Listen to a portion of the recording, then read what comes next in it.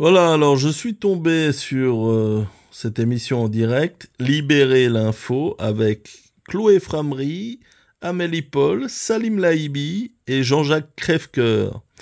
Ils avaient un invité qui s'appelle Carlo Alberto Brusa.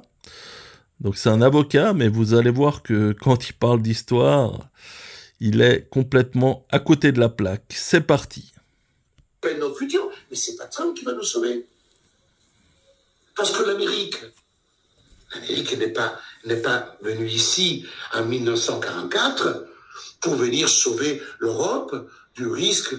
Je vous rappelle tout simplement que les Américains, ils étaient bien contents d'avoir Hitler, que jusqu'en 1943 tout allait bien. C'est parce qu'il y a eu le 6 août 1943 qu'effectivement les Japonais les ont emmerdés à Pearl Harbor. Mais sinon, pour les Américains, l'Europe, elle allait très bien. Il y avait Hitler qui était le bon emmerdeur qui allait faire chier la Russie. Mais ils avaient oublié que, pour une fois, les Russes, ils sont défendus. Et... Bon, comment dire, deux conneries en moins d'une minute. Tout d'abord, il associe l'attaque japonaise de Pearl Harbor au 6 août 1943, alors que les Japonais ont attaqué la flotte du Pacifique américaine le 7 décembre 1941. Le 6 août 1945, c'est le largage de la bombe atomique américaine sur Hiroshima. Et deuxièmement, il dit que pour une fois, la Russie s'est défendue. Et que dit-il de la guerre napoléonienne de 1812, la Bérésina? Les Russes n'ont pas attendu l'opération Barbarossa de 1941 pour se défendre au cours de leur histoire. C'est vraiment n'importe quoi.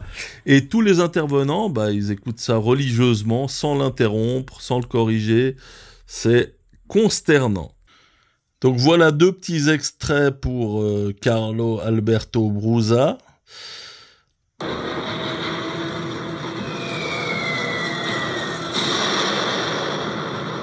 La surprise est totale.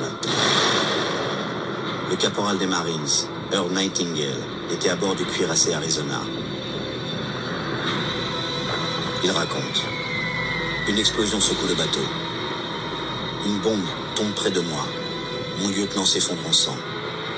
Le pont est couvert de morts. Le cuirassé se retourne. Je saute à la mer. Donc la chronologie, c'est important. 7 décembre 1941, Carlo. Et ici, voici un petit extrait de la guerre de 1812. Le lendemain des combats de Maloï-Roslavets, Napoléon est presque capturé par un groupe de Cosaques et sauvé seulement par la charge du général Rapp à la tête de son escorte. Après l'avoir échappé belle, Napoléon fit confectionner une fiole de poison pour la porter autour du cou en cas de capture.